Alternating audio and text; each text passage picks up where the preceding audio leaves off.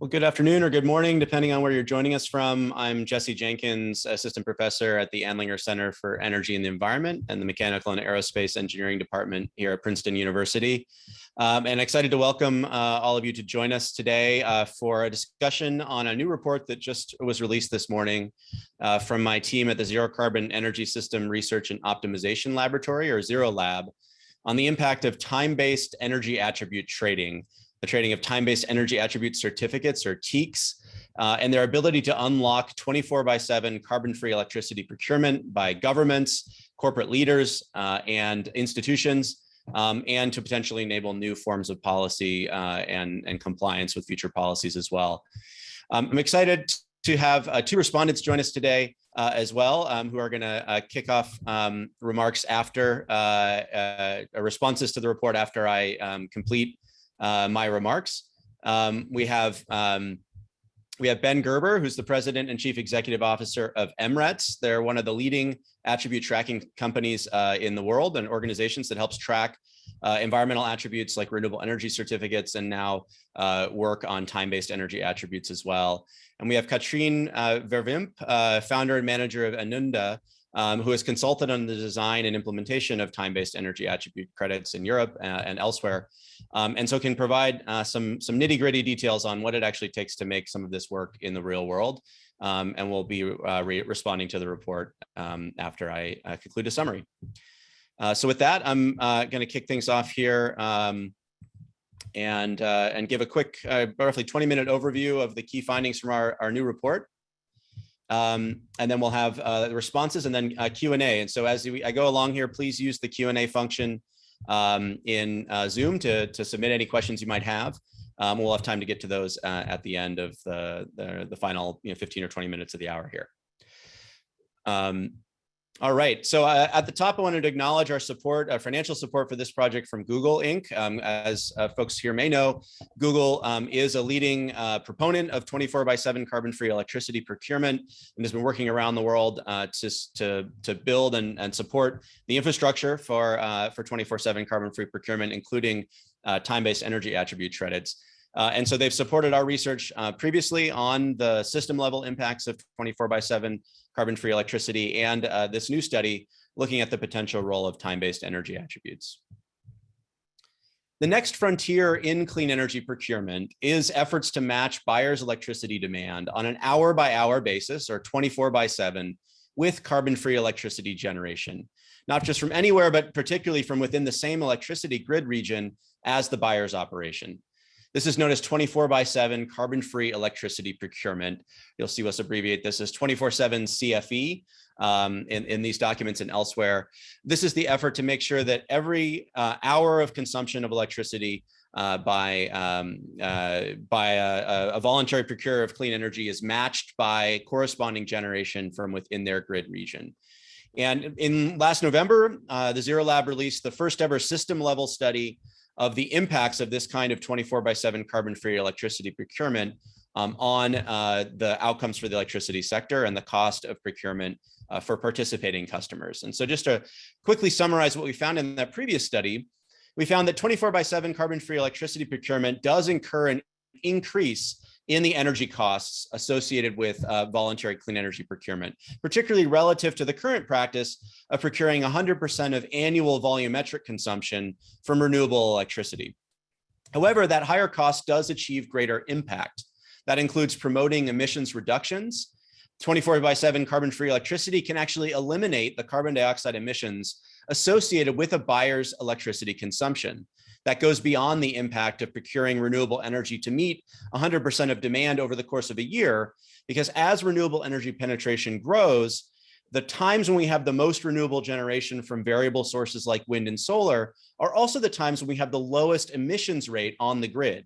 And that means that when you're consuming electricity 24/7 or at different times that don't line up with the production of electricity from carbon-free sources like renewables, you have a mismatch between the emissions intensity of your consumption and the emissions intensity of generation that you're procuring over the course of a year. And what that means is that while voluntary procurement of renewable energy helps drive clean energy deployment, helps accelerate the adoption of renewable electricity, and lowers emissions relative to business to standard practice, It cannot entirely eliminate the consumption-based emissions from electricity consumption. 24/7 CFE can, and it can also deliver greater system-level emissions reductions than 100% annual matching, assuming that the CFE target is high enough in the 90 to 95 or 98% range, which means that 90+% of hourly consumption is matched by corresponding hourly generation of clean electricity. We find that the reason for that system level impact is that the resources procured under 100% or 24/7 CFE expedite the exit of natural gas generation capacity and production from the electricity system. And so they drive in new clean, firm generation capacity and drive out existing fossil generation much more effectively than 100% annual matching does. In doing so, we find that 24/7 CFE also accelerates the power sector transition towards what would enable 100% carbon-free electricity for all customers, not just those participating in voluntary procurement. The reason for that is that 24/7 CFE drives early deployment of advanced clean, firm power technologies and/or long-duration energy storage, technologies that are able to complement weather-dependent variable renewables like wind and solar, and shorter duration flexibility from batteries and demand rescheduling to fill out the full portfolio of carbon-free resources that we need to cost-effectively transition to a 100% carbon-free grid. By driving that early deployment, it's also likely to drive down the cost and improve the maturation of these technologies. That's something we have not explicitly quantified yet, but plan to look at in future research.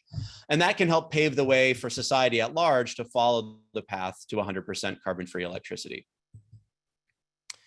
To enable this kind of vibrant market for 24/7 carbon-free electricity procurement, we need to implement new time-based energy attribute certificates or other strategies that can develop liquid markets for the buying and selling or trading of carbon-free electricity with time-based attributes. So we can account for when and where electricity is generated and match it with corresponding consumption from within the same grid region. Time-based energy attribute certificates are one promising instrument to do this, referred in short as TEACs. And these differ from traditional renewable energy certificates, which many of you might be familiar with. These volume-focused renewable energy certificates, or RECs, were designed to demonstrate compliance with state policies originally, like state renewable portfolio standards. And also over time to have become a key tool in facilitating voluntary renewable energy procurement, typically on an annual basis, where you try to match a certain fraction of annual energy consumption with the generation of a total amount of carbon-free or renewable generation. And the purchase and retirement of renewable energy certificates can signify the portion of annual consumption that you have basically matched on an annual basis with carbon-free generation. These instruments aren't adequate, however, for verifying load matching or the fact that we're actually matching demand 24/7, because RECs value each megawatt hour the same, no matter what time of day or month of the year that these renewable energy credits are produced. RECs are poorly suited to track output from novel clean energy technologies like battery storage, long duration storage, hydrogen, or some non-renewable carbon-free generation sources that might play a role in 100% carbon-free generation. Additionally, RECs don't typically contain data on the carbon emissions rates that are avoided by that clean generation, which could facilitate more effective carbon-based accounting of procurement as well, which is another option for corporate leadership in addition to 24/7 load matching. So the picture here indicates sort of how you would typically think of a renewable energy credit, which is undifferentiated over the course of a whole month, versus the kind of time-based energy attribute certificates that someone like Google or a university like Princeton or a clean hydrogen producer that's trying to demonstrate their low life cycle emissions intensity of electrolysis would be able to procure, where every hour of consumption, they're covering a different fraction of their generation, of their consumption with carbon-free generation and time-based attributes that correspond to that generation over time. So ideally, we need certificate tracking systems that would incentivize resources that help fill the gaps in supply of round-the-clock clean power and in the dirtiest grids, which will allow market participants to prove that they're actually matching their hourly consumption with clean electricity generation that has a similar, that aligns the emissions avoided by that generation with the emissions intensity of the grid at the time when they're consuming. And that's exactly where time-based energy attribute certificates, or TECs, come in. So this study is the first to explore at the system level the impacts and potential benefits for buyers and for the system as a whole associated with developing a liquid market for TEC trading.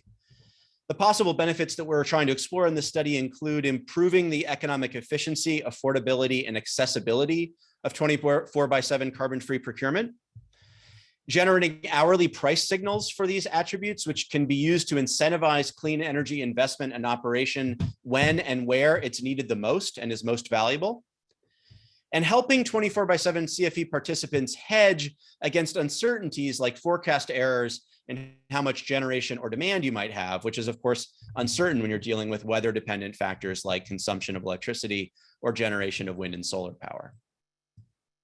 So in this study, we modeled TEC trading by enhancing the existing 24/7 CFE module that we implemented in the open source GenX electricity system planning model, which my lab helps develop and maintain. We expanded this to include, instead of a single aggregated set of consumers, as in our last study, where we assume that everybody's sort of pooling their consumption together and trying to match the aggregate demand profile of all participating CFE customers. Here, we're allowing multiple participants with different demand profiles or load profiles, which is of course more realistic, to allow TEC trading among them. So they're each trying to meet individual targets for carbon-free energy procurement, but they can overbuy or underbuy on a particular hour and sell TECs, buy or sell TECs either among themselves bilaterally or via some kind of multilateral pool or centralized exchange or market for time-based energy attributes. Each participant can then meet their CFE target either by procuring capacity directly, like we studied in the previous report, where you buy generation and carbon-free attributes directly from carbon-free electricity sources, and or by procuring time-based energy attribute certificates from other participants or a market pool in the system. And so we set up a set of constraints that help track time-based energy attributes and carbon-free procurement either from the grid or directly from carbon-free resources for each participant. And from that can derive things like the hourly value of time-based energy attributes and the impact on the cost of compliance with the CFE targets for each of the customers.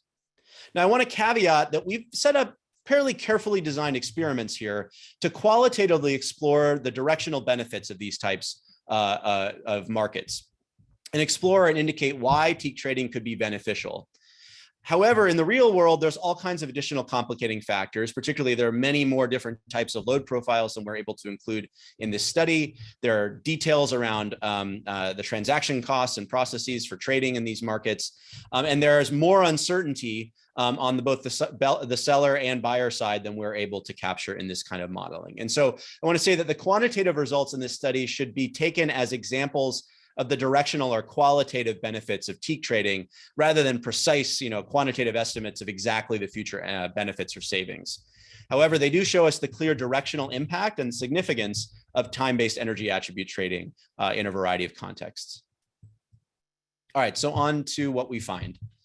We find in this study that TEC trading can lower the cost of 24/7 carbon-free and electricity procurement, especially for a class of buyers who might face limited options for direct procurement from carbon-free generators. And we'll come back to the potential reasons why some participating customers might have a harder time going out onto the market and signing contracts with 24/7 CFE generators, and therefore can benefit from a secondary market to acquire TECs from larger or more sophisticated buyers who are able to sign those contracts and then sell excess or additional time-based energy attributes to smaller buyers. Additionally, we see clearly in our results that TECs create hourly price signals for the time-based energy attributes that incentivize deployment of clean energy at the times when the grid is dirtiest and we need the most firm carbon-free generation. Additionally, we find that the trading of TECs helps buyers and generators of carbon-free electricity hedge against the potential impacts of uncertain demand and generation forecasts. What that means is that they helps lower the cost of getting wrong your forecast of future demand or the availability of wind or solar or other weather-dependent resources that might be part of your portfolio of resources used to comply or meet your time-based or your CFE targets.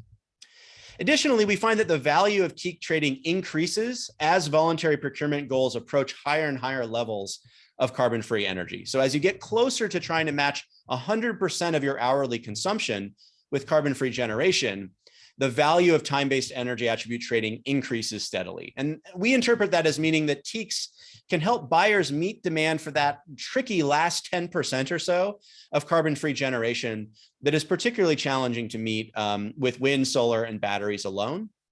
And by doing so, lower the cost of more ambitious CFE goals. And we think that can create an on-ramp for more participants in 24/7 carbon-free energy, or to increase the ambitions of those who would otherwise participate, because you're lowering the cost of meeting equivalently stringent goals. That can allow people to go further than they would otherwise potentially be able to go given budgetary constraints or cost considerations. So let me summarize a couple of those findings before I wrap up. First, as I mentioned, the primary finding is that the ability to trade time-based energy attributes rather than try to meet your own 24/7 load profile enables lower costs for meeting a given 24/7 CFE procurement target. So the cost premium for 24/7 CFE relative to just buying grid electricity without teak trading, which is shown here on the left, or the no trade scenario, can be significantly higher than if we allow for trading of teaks. And this is particularly true, again, for customers that don't necessarily have the direct ability to procure their own carbon-free, full portfolio of carbon-free resources. So in this example, this is the cost premium for a California residential participant or a retail aggregator on behalf of a number of small residential customers that might only have access to utility scale PV and onshore wind, and is trying to match 98% of annual generation or hourly generation over the course of the year with carbon-free generation. And so in order to do that, they have to buy a substantial amount of carbon-free generation, that's the gray portion of the premium, and a lot of energy storage in order to reshape their consumption to match the available wind and solar generation. In contrast, if they can buy additional teaks and sell when they have excess to other participants, particularly those that can procure more advanced technologies or potentially more risky technologies that are earlier in the market, like enhanced geothermal energy or carbon capture or advanced nuclear, then they can substantially lower the cost of meeting their targets, in this case, by about 24%. And so that could enable much more ambitious goals to be reached at a equivalent cost, or lower the cost of meeting high CFE targets for a given customer. Teak trading promotes economic efficiency and affordability through a few different channels. The first is higher accessibility. Teak trading enables access to cheap, clean energy at the times of day when high wind and solar penetration with high variable renewable energy or wind and solar generation, and creates more options for CFE procurement when those variable resources are scarce. It also provides for load aggregation. It allows for multiple participants to effectively bundle their profiles by buying and selling when they're long and short in a multilateral market or via bilateral transactions, which in effect enables the aggregate procurement of CFE to behave as if all of those different demand profiles were aggregated together, which smooths out demand variations and makes it easier to match electricity demand with 24/7 CFE. This is, of course, what retail aggregators and others already do by aggregating lots of different consumers together, smoothing out their demand profile, and then going into wholesale markets to procure that generation in the spot market and through long-term contracting. The ability to trade teaks effectively allows multiple market participants to set their own time-based goals, but then to effectively aggregate their demand at a market level by buying and selling time-based energy attributes. That's a potential alternative to having large aggregators act on behalf of individual customers, buying contracts together and then passing on the benefits to their customers. Additionally, if we see the emergence of a centralized exchange rather than a bunch of bilateral transactions, we could see substantially lower transaction costs for trading teaks and for buying carbon-free energy. And so we explore the potential impact in the study of having higher levels of transaction costs, which can significantly impede the ability of customers to meet their 24/7 CFE goals at an affordable cost. And so creating a centralized exchange where multiple buyers and sellers can all meet and trade teaks when they need them can substantially lower transaction costs, just like having centralized wholesale electricity markets substantially lowers the cost for generators and retailers to match supply and demand for physical supply. We find that teak trading significantly improves economic efficiency, particularly for those smaller customers that in our modeling, we give limited access to the full suite of carbon-free resources. And so we have a couple examples of small residential and small commercial customers here where we assume that they can only procure mature technologies like wind and solar and batteries. Versus larger customers, the large residential, commercial, and industrial customers here that we assume have access to the full suite of resources, including in this example, a couple of clean firm technologies, geothermal and carbon capture and storage, as well as long duration energy storage. And we find is that for those customers that would otherwise not have access, if they can't trade at all, then they have to buy a substantial amount of wind, solar, and storage to meet their demand.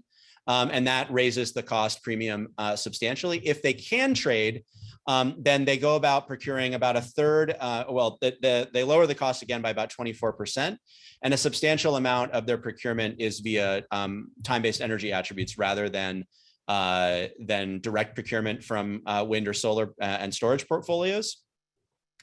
And then for larger buyers, they see a smaller decrease, but also a decrease in their net costs by generating additional revenues from selling time-based energy attributes to the other market participants. And so they effectively procure more than they would otherwise to meet their own demand, and then sell time-based energy attributes to a variety of smaller customers who then are able to lower their costs with a small profit margin that lowers the net cost for the larger, more sophisticated customers.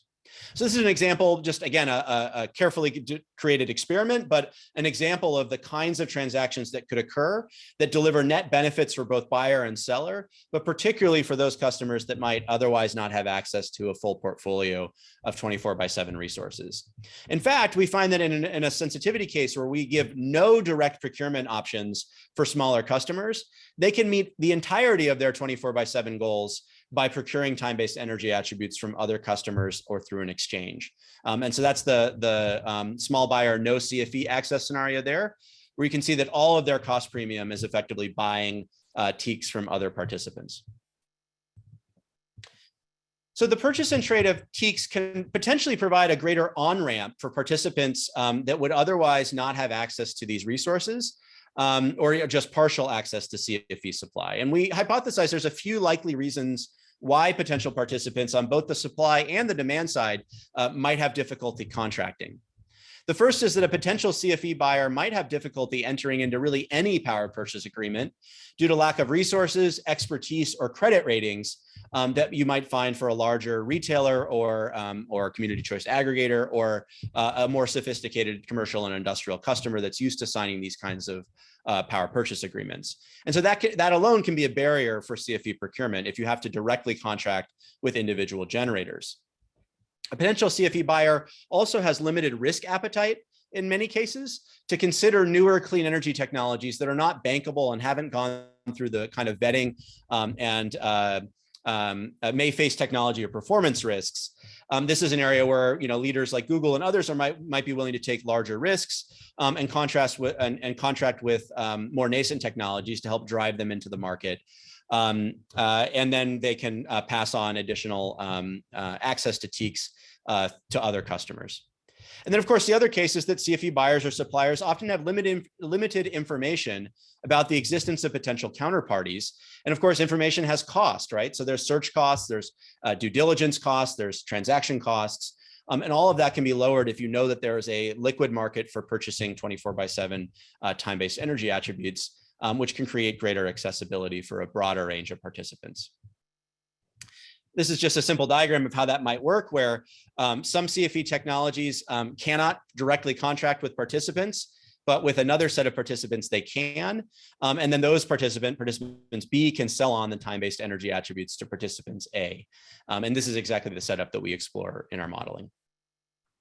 Now, we also can generate hourly time-based energy attribute prices from our modeling as an example of how TEAC price signals can change.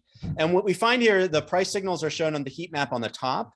And we see that these do provide a clear hourly price signal that signifies when carbon-free energy is most valuable, particularly in the California case study that we look at here with a high penetration of solar PV. We find that the TEAC price is basically inversely correlated with the amount of solar generation, so that when there's a lot of grid scale generation from solar in the middle of the day, TEAC prices effectively fall to zero because there's an excess of grid supplied solar or previously contracted solar for CFE customers.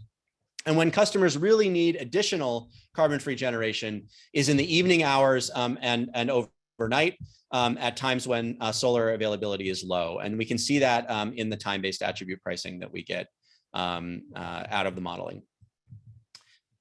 We find, interestingly, that demand often sets the price here, not just the marginal cost or marginal revenue requirements from carbon-free generators. So effectively, because participants have some ability to fall short in certain hours, if you're not targeting 100% CFE, if you're targeting, say, 98% matching over the course of a year, then there's a particularly hourly differentiated willingness to pay for time-based energy attributes, which reflects the opportunity cost of using storage or demand shifting to modify the participant's load and either buy TEACs now and potentially fall short in a future period, or fall short now and buy cheaper TEACs in the future. And so that kind of creates a time linkage that reflects the demand side's willingness to pay and the opportunity cost of operating storage or shifting demand, which works its way into the hourly TEAC prices. And we find that almost half of the hourly prices are set in that way. We also clearly note that TEAC prices rise when available CFE is relatively scarce, and either clean power from the grid supply is used to meet a CFE target, or storage assets are operated or demand response is activated to modify demand. And in contrast, TEAC prices are low when CFE is ample, particularly when wind and solar generation exceeds the hourly demand from CFE participants. And in our court case, almost half of the TEAC prices are set at zero or close to zero because of this CFE oversupply. Effectively, the solar is cost effective already, and you can get a substantial amount of solar during the middle of the day without providing additional revenue from time-based energy attributes. What you really need to be providing additional revenue for are resources that can complement the abundant solar in California in this case, with generation in the evening time and at night. By enabling broader procurement, we also see that we get less total capacity procured. This is a function of both aggregating demand between different customers, so you don't have to meet your own individual profiles and can smooth that demand out across a range of customers. And by enabling greater access to the smaller customers to clean, firm generating capacity, which, as in other studies, substantially reduces the amount of wind, solar, and batteries that you need to buy in lieu of access to clean, firm capacity. And so that lowers the overall amount of carbon-free megawatts that are procured, even though we get a similar amount of carbon-free megawatt hours that better align with the customer's demand at lower cost. And so we see some displacement of batteries and solar, for example, and an increase in the amount of clean, firm generation capacity seen in this study. All right, I'm going to stop there. I appreciate your attention and the time to present here. And I'm going to turn things over to Ben Gerber from M-RETs to offer his thoughts on the insights from this report, as well as some of the real world implementation challenges around creating a market for time-based energy attributes. Thanks. Thank you so much, Jesse, and thank you to Princeton and the Endlinger Center for Energy and the Environment for having me today. I really appreciate it. I'll give a very quick background on M-RETs and I'll jump into the details for those of you who aren't familiar with us. M-RETs is a nonprofit renewable energy tracking system. We track RECs and RTCs. We, as an independent nonprofit, will track in all 50 states and Canadian provinces. So we don't have specific geographic restrictions, which makes us unique. And we have a strong focus on supporting the needs and desires of the voluntary market, as well as serving a variety of compliance markets. We are also in the process of onboarding the Western United States Regis platform, migrating it from a previous system provider onto M-RETs. So we will cover about 2/3 of the United States and have almost or over 300 million certificates issued a year in North America. One thing, I think this is a really exciting study. And I think one thing that I hope we take out of this is that whether you're supporting a 24/7 CFE goal or an emissionality-based goal, which is focused on specifically on reducing carbon and not necessarily matching 24/7, they both revolve around and focus on grid decarbonization. And actually, both of them support a similar process and need for implementation. And M-RETs believes that a 24/7 CFE market is actually really critical to supporting emissionality goals, if that is the end use case. And regardless, by integrating more data into energy markets, consumers will be able to make more informed decisions and maximize decarbonization using evidence-based tools that work best for them and support the growing market. One piece of this study that I'm really excited about, I'm not overly optimistic, but I hope that this will be the beginning of the end of the fight over whether bundled or unbundled RECs are more valuable, or whether or the fight over additionality. Because in the end, the goal of these 24/7 tools and emissionality tools are about impact. And I'll say that again, these tools are really about impact. And I think that's what's really critical to understand. It often, some of the people do, looking at the implementation, get lost in the complexity. However, a lot of that can be addressed through automation and technology tools. One of the things that we see is that a growing interest among customers and even regulators is a focus on granular data integrations. And that the first step in that is really looking at hourly data and how to attach it to a claims-based instrument. And M-RETs believes, and we've seen from the market, that there is a lot that has been invested in REC markets. And so continuing that and continuing and building upon that investment, instead of scrapping it, is really what makes sense. There was a lot of legitimate criticism of RECs. And I think Jesse mentioned this in his remarks earlier, that RECs were initially created to address compliance needs, and the voluntary market evolved out of that. So the position of M-RETs has been, well, it's fine to criticize them. The goal should be to build up the market and integrate more of these data-based protocols into the existing REC markets. And I think one of the things that this study brings forward is the need for some of these technology solutions and tools that are being, in some cases, already being developed, or to further develop them with the evidence in here. And so companies like Google and others have been talking about the need for a suite of technology products that can help facilitate these markets. So M-RETs has worked with a variety of companies, and we will work with anybody who is building tools in this market. Granular is one company, and EnergyTag is working internationally to create a standard. Singularity Energy and PowerLedger are all building tools. In some cases, when referring to Granular and PowerLedger, building spot markets that can leverage the registries as a base for this data, so that there can be a transactive market that will evolve. I think one of the things that is important to mention is what are some of the key blockers. And one of the biggest impediments to growth in this market is the lack of access to data as well. So getting the data is one thing, and then implementation of data standards across the energy industry, to be honest, in full, but specifically into this market, is really critical.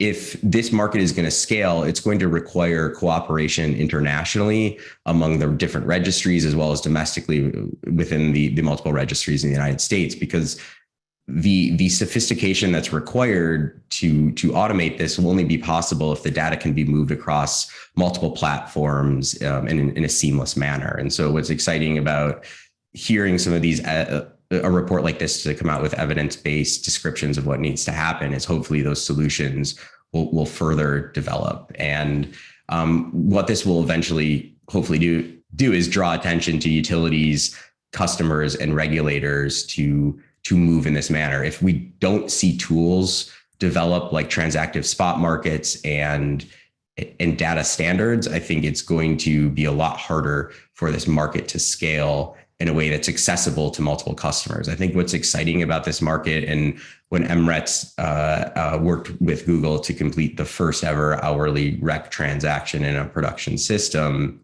is the acknowledgement in our white paper that this can't just be big companies doing this. It's going to require a suite of products and different generators, and the ability to trade certificates, because it's impossible to predict in the future hourly demands before you build a project, the ability for multiple projects to engage in a market, a transactive market, so that when you're long or short on certain hours, you can easily access the attributes to support the end goal.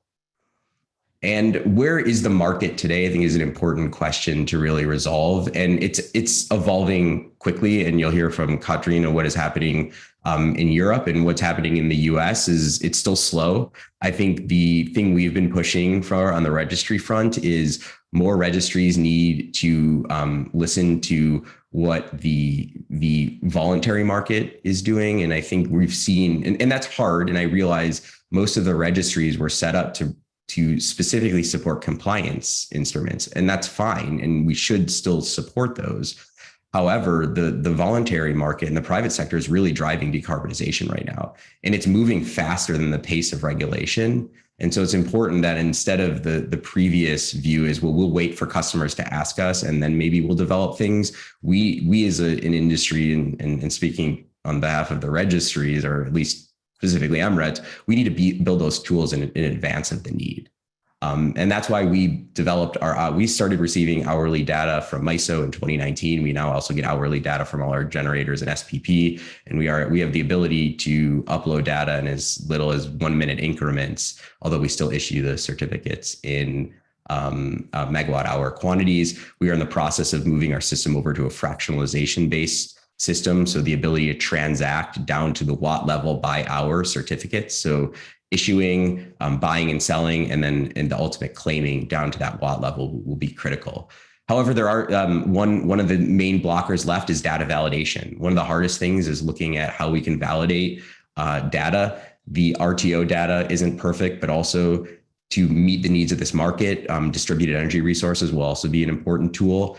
And in making sure that as a verification body, we can rely on the data that's provided to us and run verification tests will be critical. So we are working now with groups like EnergyTag and using examples like even my home solar system and looking at what PV watts and the SAM model say about expected production and what was actually produced on an hourly level to build out a tool that can validate data.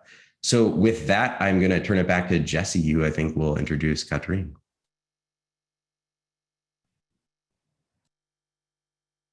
Sorry, I'm on mute there. Thank you, Katrine. Take it away. I'm excited to hear your perspective from the other side of the Atlantic as well. Thanks a lot, and also thanks to Ben. I think this is really an exciting study. It has a lot of good elements in it. Who am I? I'm Katrien Verwimp. I help the EnergyTag initiative with establishing a qualitative standard for granular certificates, meaning a qualitative standard. If we do GCs, granular certificates, we should ensure their quality. We shouldn't undermine existing energy attribute certificates, but we should have them also in a standardized way for efficiency reasons. And efficiency is very important to keep their cost low, as also this study emphasizes on. So with TECs, or granular certificates as a general terminology, we are talking about tradable granular certificates for time-based matching of energy consumption with energy production. And a key question for system-level benefits at macro level is, does this tradable character of the time-based energy attributes help, one, greening the peak of the grid consumption, and does it help shifting consumption load to hours of clean energy production? And we can say, yes, GCs trigger for greening the peak. They give an additional price signal to carbon-free peak time production. And besides that, this peak price for GCs can have overall system management benefits for triggering then shifts in consumption behavior, shifting the load to cleaner hours. And this increases then more consumers that contribute to the system and take part in the commitment to 24/7 clean energy targets. So that's the hopeful outcome of this study. It really shows that granular certificates or TEECs can provide a credible mass market option accessible to everybody who wants to buy clean energy on an hourly basis. And it's fantastic to learn also from the modeling that it's possible to take actions that can totally decarbonize overall energy consumption gradually. So I think it's a very strong study. The modeling behind it really has been thought through well. It's also good to see that it's clearly making transparent the assumptions behind this study. And it's good that these are well identified so that they can be further investigated and the boundaries of this study. One of the elements I would advise to also further investigate is how to keep the overhead cost low for matching consumption with production. I see that that's an overall worry, a concern, particularly at less huge consumers, at SME owners, for example, looking for clean procurement. They think, yeah, we are not as huge as the energy giants. Can we ever overcome even the overhead cost of this matching? So the more we can keep that cost low, the higher the accessibility in general. It says also there is a likeliness to decrease the cost of procurement, and it indeed identifies that this depends a bit on the reference scenario for every individual system participant. And if you have access to a PPA which has a very rigid supply profile, then it's different than when you have already a bigger portfolio. It's also interesting to see how this would look for suppliers to domestic consumers, how they arrange their balancing responsibility today, and how that would benefit from the granular certificates. And it's also good to see that the study acknowledges the boundaries of having investigated a fixed number of participants, because indeed it emphasizes that the organized GC trading can have a lower cost of meeting 24/7 targets. The overall cost of matching can become more controllable for less huge consumers.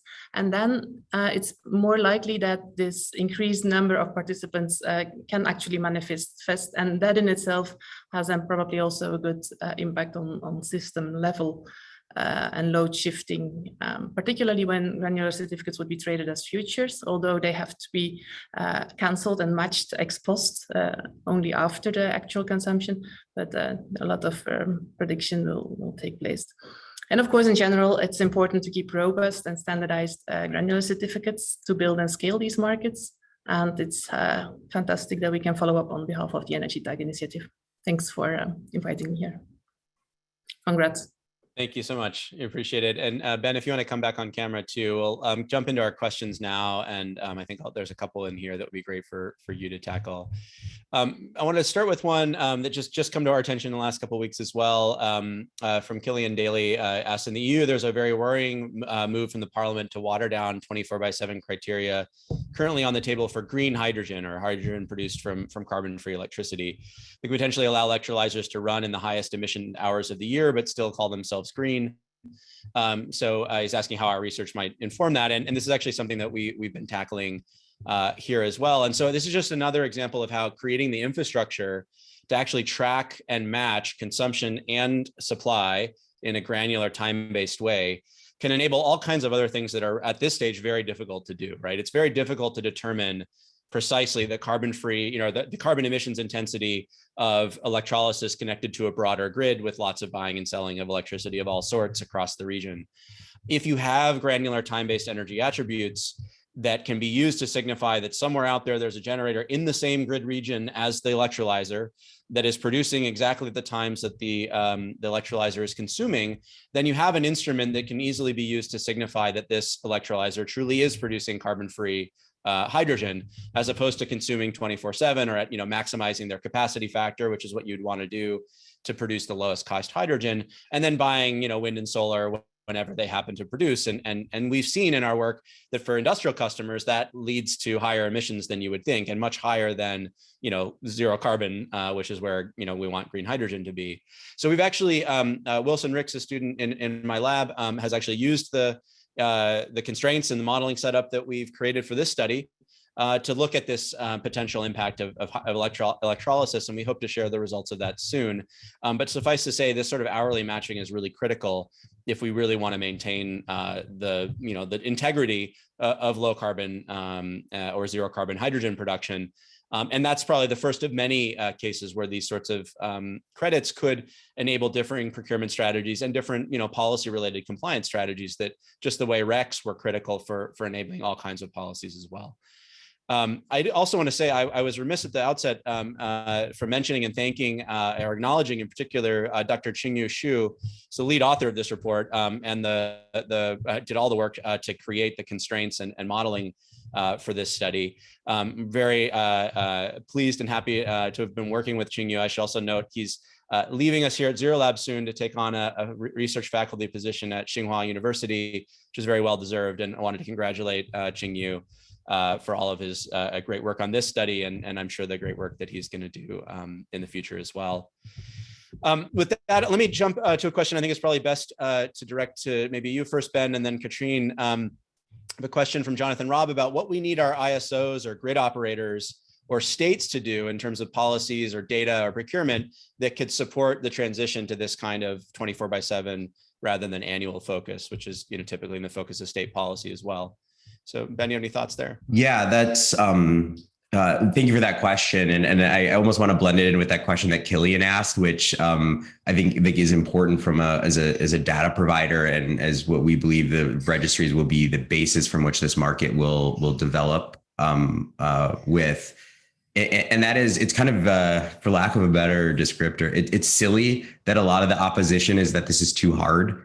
Energy has been traded in granular increments for many years. And I think this is a story that exemplifies why this is a silly argument against granular certificate trading or processes, which is, I was explaining what we do to an energy trader in our shared office space, and they looked at me dumbfounded, like, why would you create these on a monthly process? And I was like, well, this has always been done. And he's like, well, I trade in a 15-minute or 5-minute process, and I have for years. I don't understand why you would trade the environmental attributes at a higher level. And I think, a lot of the arguments have been, this is too difficult. But we're a small nonprofit. We have no private equity investment. We did this, and it's really hard as a nonprofit to borrow money. We did this all within our existing revenue, and we built this tool. And we've heard from some people, this is too hard to do. And my response will be, if you're a registry and you say it's too hard to do, then maybe you should move aside for somebody else, because that shouldn't be the reason why these markets don't evolve. And I apologize for that coming out harsh, but I think it's a reality of the fact that we hear this a lot. Well, and we can't upgrade our infrastructure. So going to the heart of your question is, there is a desperate need for attention to our energy infrastructure. I had a really great conversation within the last month with an RTO, and it was like music to my ears, because what I heard is that finally our technology services team has been able to convince the higher up leadership that our focus on reliable delivery of electricity requires reliable technology infrastructure. The state of the technology infrastructure across, globally, is actually a problem. And I think, upgrading that along with the implementation of data and process standards is really critical. And I think taking a lot of guidance from Europe, which has a much more standardized approach to GOs, is something the US could really learn from, and globally as well. And Katrine is really the shining star of that process. And it's Katrien is just standing on the shoulders of giants who have been building a system over 20 years, and I'm happy to contribute in it. But I can endorse what you say, and I think it's a good question. It's also interesting to see that in Europe, it's particularly the grid operators who actually propose to the legislators to support and strengthen the granular certificates evolution. To policymakers, I would advise in general not to hamper markets development on this. I see that they often feel constrained, like, okay, will it be possible to get everybody on board? Will some feel hesitation because of the system cost, which is a relevant concern, particularly in the times of today, and particularly at European energy prices. But this is the fact that there is a real demand for green and granular certificates shows basically that that there is really a will to take this in control in the market, and that in itself shouldn't be hampered by rigidness of existing systems. So the evolution should definitely be facilitated. I think it's valid for policymakers to be concerned, like, can we do that overnight? Probably it needs some time, but the transition should be facilitated and supported. Otherwise, we will never get there. And it's definitely important to give consumer choice, to give the power to the market to establish actually something that they apparently really want. We want to green the peaks and shift consumption loads to clean times. Thanks. I got a question here that's quite interesting from Karen Palmer about the length of the time-based attributes, right? So we model them as hourly. Of course, electricity markets clear on sub-hourly, granularity in many cases, 5 minutes, 15 minutes, 30 minutes.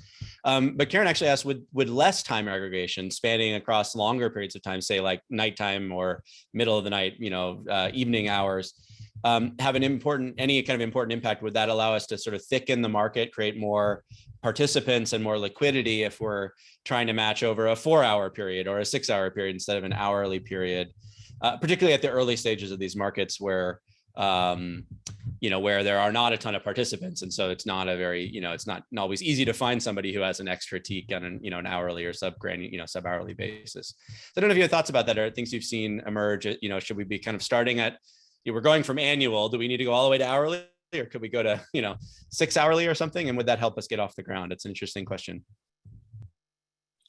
Katrien, you want to start? Yeah, go ahead. But I think in general, the higher level of standardization, the easier the liquidity. If you issue a 4-hour certificate, you'll need to find a 4-hour consumer as well. So it will be less, you will have probably less customers for the same product, and the more consumers can compose basically their product, that's a general thought, the more the liquidity in the market probably is. But it's also interesting indeed maybe to investigate, like, can you sell them or offer them in bundles, or like show your demand in fungible across a few hours maybe, yeah. Like the instrument itself, I would not recommend to have that in I would simply recommend a standardized size for the instrument to facilitate liquidity. That makes sense, yeah. And do you think that should be whatever the market granularity is for the electricity market, or what your thoughts on, is it hourly the right, or that's also what we see the grid operators ask for. Like they have to balance the grids. They want to facilitate clean grids, but then this needs to match the granularity of the grid basically.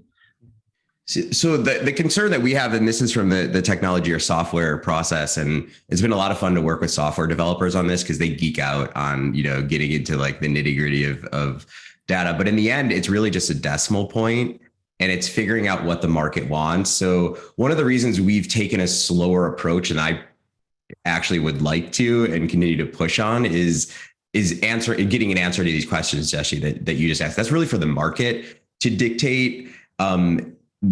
In the end, we can create a product, whether it's an hour, 15 minutes, or 5 minutes. But I will tell you, there's a big difference from a user interface and operations perspective between a hourly process and going to 15 minutes. We are already moving from 12 issuance cycles a year, and we're still issuing in batches. But if you can break it up into 8760, and then you start doubling or tripling that, the volumes of data don't really change. It's insignificant. And we ran something for Killian to show the EU Energy Commission that I think it's Qingyu just presented to my board, and I think the data he said is that the data for all of Europe to transition to an hourly sequence was less than what one autonomous vehicle in Europe produces per year. This is not, we're not creating a data problem. This is not creating an energy problem. However, it does create a user interface problem. And so the more granular you get, the harder it is for those smaller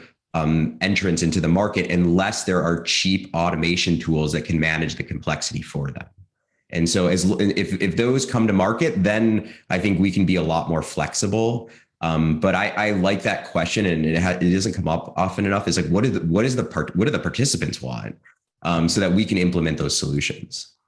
Thanks, that's great. I'm going to try to bundle a couple of questions here, speaking of bundling together. One from Ken Schulier said, did the study consider how benefits of TEAC markets might vary depending on the characteristics of the region in which power is purchased, e.g. California versus PJM?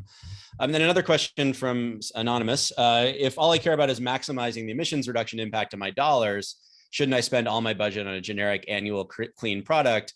Clean energy share is still low. Or are there other reasons why I want to spend at least a part of my budget on an hourly product? So we did look in our previous study at both California and PJM as two contrasting examples of kind of markets in very different states of the energy transition, and with a different access to different carbon-free resources.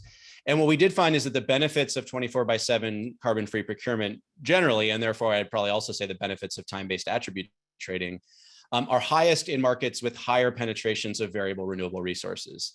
And that makes kind of intuitive sense, right? Because in those markets, you have much greater variability in the hourly emissions rate of the marginal resources on the grid that could be displaced by clean procurement. And so if you're in a place like PJM with relatively low wind or solar penetration, and the hourly emissions factor is not all that correlated with when you might be procuring RECs from wind and solar generators, then the benefits are much smaller to switching. The direct emissions benefits anyway are much smaller when switching to an hourly or time-based procurement. Whereas in California, where you're already starting to see a pretty substantial separation, in the hourly emissions rates or sub-hourly emissions rates during periods when you have lots of wind and particularly solar in the middle of the day, and other periods, it already is starting to lead to much higher attributional emissions when you only match 100% of demand annually with renewable energy credits. And so that's going to, be the importance of this kind of thing from an emissions tracking perspective or emissions impact perspective is going to grow as economies decarbonize and as particularly wind and solar penetration increases. But there's another good question bundled in there, which is, if I just care about emissions reductions, why do I care about actually matching my hourly demand? And this is a question we touched on in our last webinar and in the previous report. And I think, Ben, you mentioned emissionality, which I can't endorse that word. I'm not going to allow it. But carbon-based procurement or carbon optimizing, procurement strategies that are trying to maximize the amount of carbon reduced per dollar spent is a very different strategy than trying to match your own hourly consumption and basically eliminate your own attributional emissions and secondarily demonstrate how to match demand 24/7, which drives the market for clean, firm power and long duration storage and other technologies. And so there are two different, strategies for corporate leadership or institutional leadership or impact. As Ben said before, the key is impact. If what you want to do is, get the maximum carbon bang for your buck, then that's what you should be optimizing. And that's a different strategy. But TEACs can enable both, because you can track the marginal emissions factor on a time, granular manner, and in a location granular manner that could help you procure generation or environmental attributes that maximize emissions outcomes. They can also be used to line up with demand. And really the benefit, particularly the long-term impact of 24/7 carbon-free procurement, is that it accelerates the deployment of technologies that we know we're going to need as a society in the 2030s and 2040s, but really have no demand today.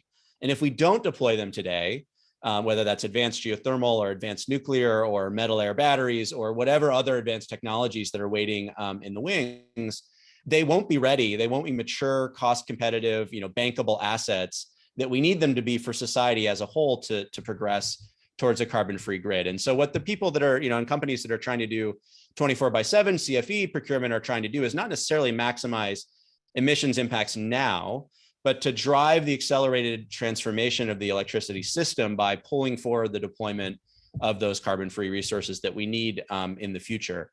And so those are, both are admirable goals. They're different goals, but both actually can be enabled by time-based attributes. And we hope to explore the potential for using TEACs in enabling carbon optimized procurement as well in future work.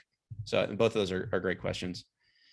I think we're out of time. There's tons of great questions here. I wish we could spend another half hour with all of you. Really appreciate Katrine and Benjamin's time joining us and for all the work you're doing, kind of paving the way for implementation of time-based attributes. We're excited to do this study. Thanks again to Qingyu Xu for leading the work and to Google for the financial support. And to all of you for spending the hour with us. We really appreciate it. We have recorded this video and we'll share it at the Andlinger website and encourage you to share it with your friends and colleagues who couldn't join us today. And with that, have a great rest of your day. Thank you very much.